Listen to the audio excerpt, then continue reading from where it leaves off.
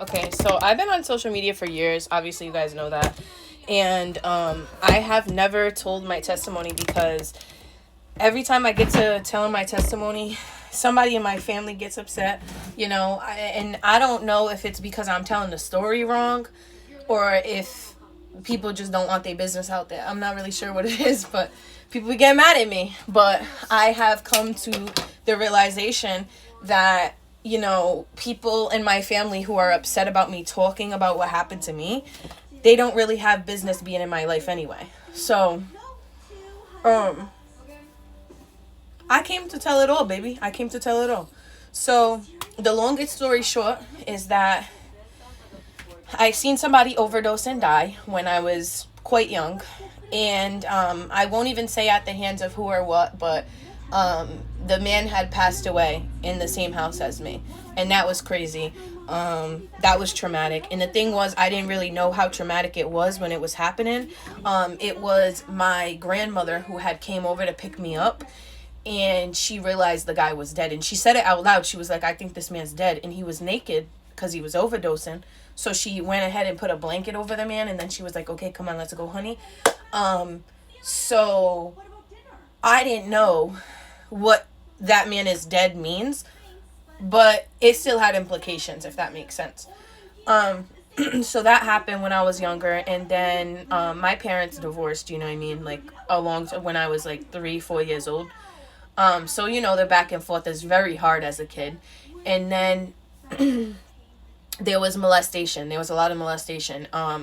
There was a grandfather, and he put his dirty hands on me. And it wasn't just the molestation, right? That's hard, but it was my family. They was gaslighting me. They was gaslighting me about how bad it was. They was gaslighting me about if it even happened. And the sad part is, a little girl doesn't bring up things like that. Not on their own. A little girl don't know enough to make random things up. You know what I mean? And because I was getting gaslit, and it's a generational curse, right? If I go up 2 generations, it's women getting raped and molested, right? So it's a generational curse, and my mother was trying to break it. My mother was not having it. She was pissed that it was happening, and she went to the police. And so they tried to gaslight her and me, and to the point that the grandfather that did this ended up with water in his brain, and he died because God had to get vengeance. Vengeance says, the Lord says, vengeance is mine, right? Like, leave it to him. And that's right? Never go and get revenge on somebody. Hear the revelation.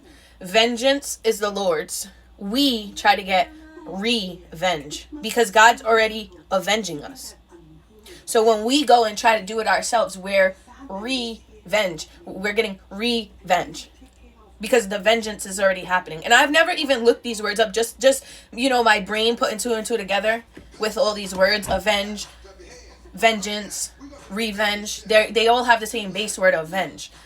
And I know that means to repeat or to do again. So anyway, don't get yourself caught in revenge because trust me, baby, God is not playing around about that revenge stuff. So anyway, molestation when I was young, and then it gets better. So already the rocky, unstable home life because I'm going back and forth between mom and dad, and then I had already got in touch, right? And so I'm still a virgin though. I still hadn't slept with nobody, and I didn't even know what that meant really. I was innocent, I was young. And I switched cities a bunch of times. I started off in Johnston, that's where both my parents are from. Then we went to North Providence. Then we went, and now in between this, we went to Providence a couple times. I remember my mom got a place in Providence. My dad stayed in a house in Johnston. And so me and my mom though, me, my mom, and my siblings, and her boyfriend, blah, blah, blah. But we went from Johnston to North Providence, to Providence, to Cranston. Cranston was the next one. So I remember when we was in North Providence, I had started this place called Ritchie Middle School. My same last name, RICCI Middle School. Pretty cool. And there was no bus.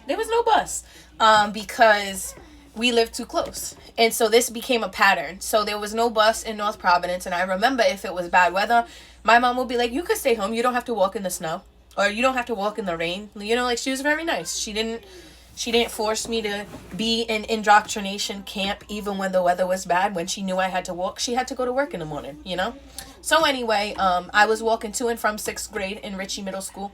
Then I moved to Cranston. I went to Parkview Middle School. Now, the crazy and ironic part is Cranston always goes back and forth between putting 6th grade in middle school. Like, they'll put it back in elementary school, then they'll put it in middle school. They were doing that, like, right? But when I started 7th grade, it was that 6th grade was in elementary, 7th grade was the start of middle school. So technically, even though I had been in middle school in North Providence for 6th grade, when I get to Cranston and I'm in 7th grade, now that's the first year of middle school for them. So now I get into this school. Now, mind you, Parkview was mad cool. They had a pool in the basement. We used to swim during gym class. Like, but anyway, pretty cool, right? So I went to Parkview, and I made a lot of friends. I started cheer. I remember I was an Edgewood Eagle. Life was getting better. And I say that because I remember when I was in North Providence, I remember my mom was on the couch and she was laying there, and I sat next to her on the floor, and I was like, Mom, I don't really have any friends in this city. Like, and I think it was really demons telling me this, that I don't have friends and stuff, because I did have friends, and you know what I mean? I did get along with people, and we was good, but I remember telling her, like, crying, being like, can we just move cities? Like, because to me as a little kid, I just thought, like, that's how you solve your problem. Like, just go on to the next, on to the next. So she was like, yeah. So that's why we moved to Cranston. Because we were already in the middle of moving apartments. So she was like, yeah, we can move cities. Okay, bet. So we go to Cranston, blah, blah, blah. Got the cool swimming pool in the basement so we can swim in gym. I meet a couple of friends, right? Obviously. And one of my homegirls, we'll call her Krista. Her and I got dead close. Like, that was my best friend. And, she had a lot of drama at home. I had a lot of drama at home. And we just got real tight. We was besties. And we would chill everywhere at her house, my house. But she was very mature for her age because she was going through so much. And so was I. I was very mature for my age. So when... so longest story short is that I end up being molested again, bro. Except this time the man takes it even further and he has sex with me. Like, that was his whole goal, was to have sex with me. Now, mind you, like I said, I was a virgin. And I didn't really know what sex was. Like, even, I remember me and my stepsister, we had watched Korn before, but I still didn't get it. You know what I mean? Like, I seen it on screen. And the crazy part is, I remember, like, my body feeling tingly. Like, I remember it going on the screen, right, when the Korn came on, and, like, feeling some type of way, like, really actually feeling...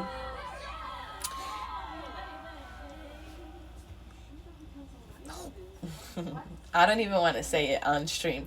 I remember feeling HORNY as a little girl watching PORN. Which is crazy, right? Like, a little kid, but there was already lust that came in through my first molestation. So when that stuff went on screen, like, immediately it made me feel some type of way. But I remember, like, neither one of us touched ourselves, nothing. Like, it was just like we watched it, kind of like educational purposes. I don't really know why, but we watched it. And then like I said, so I end up getting molested again, and except this man takes it to sex. And now, mind you, like I said, I'm a virgin. I don't really know what's going on. And I was so young when this took place that I wasn't a woman yet. I hadn't gotten my period yet. I was only 12. So there was no such thing as a hymen, cherry being popped, hymen being popped. I don't know how you even word it. Like,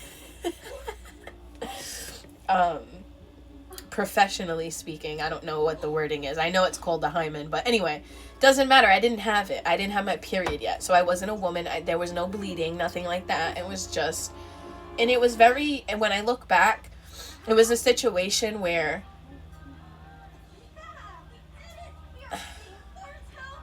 like, it's sad. I didn't have that first experience with my husband like some people get to experience. And I get it. The day and age that I'm in, not a lot of people even wait for marriage anyway. But I eventually became a Christian. So I think if I would have known Jesus a little sooner, I might have been inclined to wait. I met Jesus when I was 20. right? So